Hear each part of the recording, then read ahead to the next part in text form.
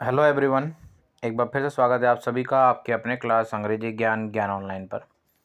आज के इस क्लास में हम फ्यूचर कंटिन्यूअस टेंस के टॉपिक को डिस्कस करने वाले हैं और फ्यूचर कंटिन्यूअस टेंस की शुरुआत हम इसके आइडेंटिफिकेशन को समझते हुए करेंगे। तो आइए समझते हैं सबसे पहले फ्यूचर कंटिन्यूअस टेंस के आइडेंटिफिकेशन को।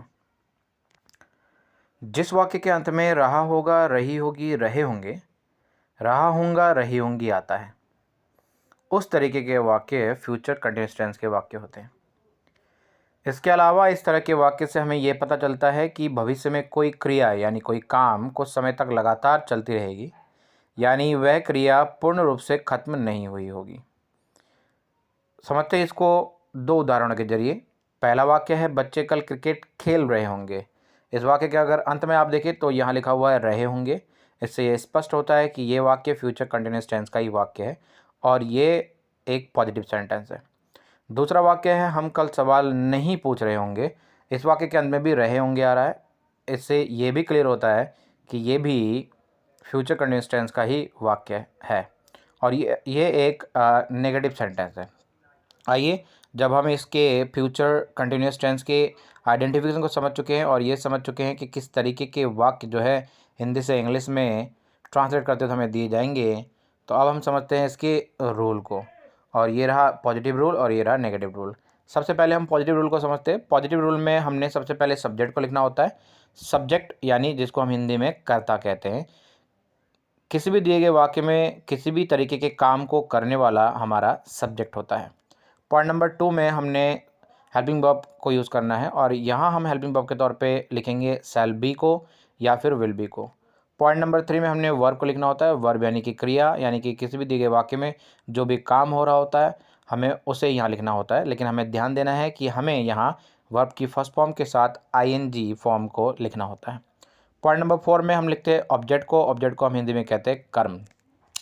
और ऑब्जेक्ट को पहचानने का सबसे आसान तरीका ये होता है कि हम दिए गए वाक्य में जो वर्ब जो क्रिया होती है उसके साथ हम कुछ प्रश्न पूछें, यानी क्या, किसे, किसको। आपने दिए गए वाक्य में इन तीनों में से कोई एक प्रश्न पूछना है और उसके उत्तर में जो भी जवाब हमें मिलेगा वही हमारा ऑब्जेक्ट होता है। पॉइंट नंबर 5 में हम रिमेनिंग को लिखते हैं। रिमेनिंग यानी कि ऊपर बताए गए चारों पॉइंट के अलावा चारों पॉइंट के बाद जो कुछ भी बचा रहता है हम उसे सबसे आखिर में लिखते हैं। पॉजिटिव रूल को समझने के बाद हम इसके नेगेटिव रूल को भी डिस्कस कर लेते हैं। नेगेटिव रूल में सबसे पहले हमने सब्जेक्ट को लिखना होता है। पॉइंट नंबर 2 में हमने शैल नॉट बी या विल नॉट बी को लिखना होता है। पॉइंट नंबर 3 में हमने वर्ब की first form plus ING form को लिखना होता है। पॉइंट नंबर 4 में हम ऑब्जेक्ट को लिखते हैं और पॉइंट नंबर 5 में हम लिखते हैं रिमेनिंग को। आइए अब हम हेल्पिंग वर्ब के तौर पे शैल बी और विल बी के प्रयोग को भी सीख लेते हैं। शैल बी का यूज़ आई और वी के साथ होता है और विल बी का प्रयोग होता है he, she, it, you, they singular subject यानी कि एक वचनकर्ता और प्लूरल सब्जेक्ट यानी बहुवचनकर्ता के साथ। अब जब हम इसके नियम को समझ चुके हैं, रूल को समझ चुके हैं, हम इसको आइडेंटिफाई करना सीख चुके हैं और समझ चुके हैं कि कहाँ इसके हेल्पिंग वर्ब कहाँ के किस वाक्य किस कर्ता के साथ हमने हेल्पिंग वर्ब का यूज़ करना है, तो आइए अब हम सीखते हैं कि किस तरीके से हम दिए गए वाक्य को हिंदी से इंग्लिश में ट्रांसलेट करते हैं फ्यूचर कंटिन्यूअस टेंस में। तो ये रहा पहला वाक्य, बच्चे कल क्रिकेट खेल रहे होंगे। क्योंकि एक पॉजिटिव सेंटेंस है तो हमने यहाँ पॉजिटिव रूल को यूज़ करना है। और पॉजिटिव रूल में मैंने आपको बताया था कि सबसे पहले हमने सब्जेक्ट को लिखना होता है। तो ढूंढते हैं दिए गए वाक्य में सबसे पहले सब्जेक्ट को। पहला वाक्य जो है वो है बच्चे कल क्रिकेट खेल रहे होंगे। इस वाक्य में हमारा जो सब्जेक्ट है, जो करता है, वो है बच्चे। तो बच्चे की इंग्लिश हो गई चिल्ड्रन। पॉइंट नंबर 2 में हमने हेल्पिंग वर्ब को लिखना होता है, जैसे कि मैं आपको पहले भी रूल के दौरान बता चुका हूँ। और हेल्पिंग वर्ब के तौर पे हमने या तो शैल बी या विल बी को लिखना होता है, क्योंकि बच्चे प्लूरल सब्जेक्ट है, बहुवचन करता है यहाँ पे। तो हमने यहाँ पे हेल्पिंग वर्ब के तौर पे लिखना है विल बी। तो पॉइंट नंबर 2 में हमने लिखना है विल बी को। पॉइंट नंबर 3 में हमने लिखना है वर्ब को यानी क्रिया को। तो अगर हम देखें इस वाक्य में क्या क्रिया हो रही है, काम किस काम के बारे में बताया जा रहा है, तो वो काम हो रहा है खेलना। खेलना की इंग्लिश होती है प्ले। और मैंने आप लोगों को बताया था कि यहाँ हमने वर्ब की फर्स्ट फॉर्म के साथ आईएनजी फॉर्म का यूज़ करना होता है। तो प्ले के साथ अगर हम आईएनजी फॉर्म का यूज़ करते हैं तो वो बन जाता है प्लेइंग। पॉइंट नंबर 4 में हमने ऑब्जेक्ट को लिखना होता है और मैंने आपको बताया था कि ऑब्जेक्ट को पहचानने का बड़ा ही सरल तरीका है, बड़ा ही आसान तरीका है कि आप दिए गए वाक्य में जो भी हमारा वर्ब है, जो क्रिया है उसके साथ आपने 3 में से एक प्रश्न पूछना है, क्या, किसे या किसको। तो आइए सवाल को फिर से पढ़ते हैं और प्रश्न पूछ के देखते हैं कि हमें क्या जवाब मिलेगा ऑब्जेक्ट के तौर पे।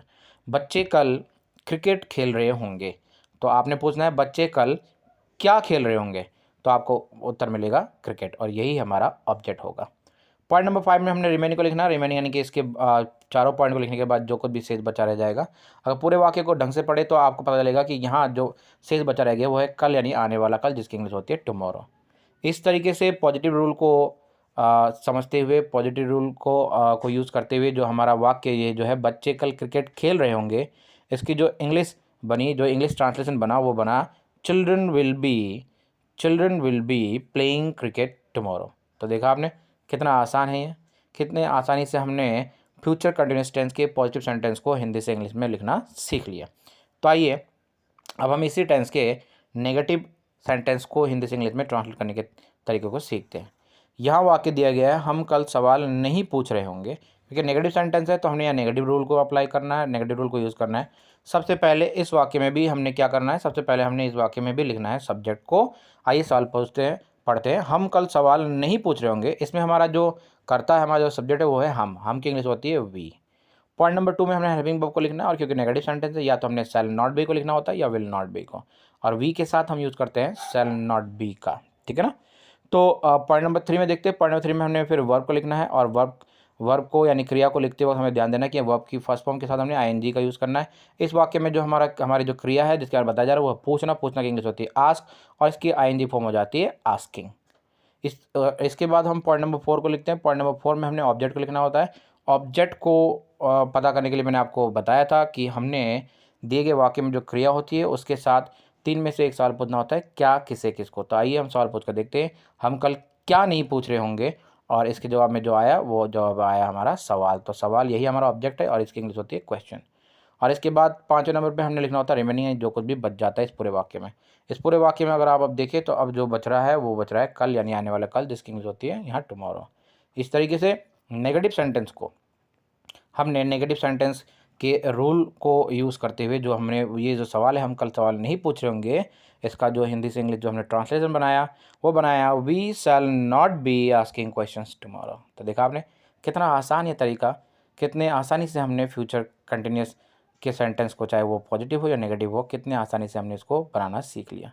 तो यही वो तरीका है जिससे आप बड़ी ही आसानी से फ्यूचर कंटिन्यूस टेंस के पॉजिटिव और नेगेटिव सेंटेंस को आसानी से हिंदी से इंग्लिश में ट्रांसलेट कर सकते हैं।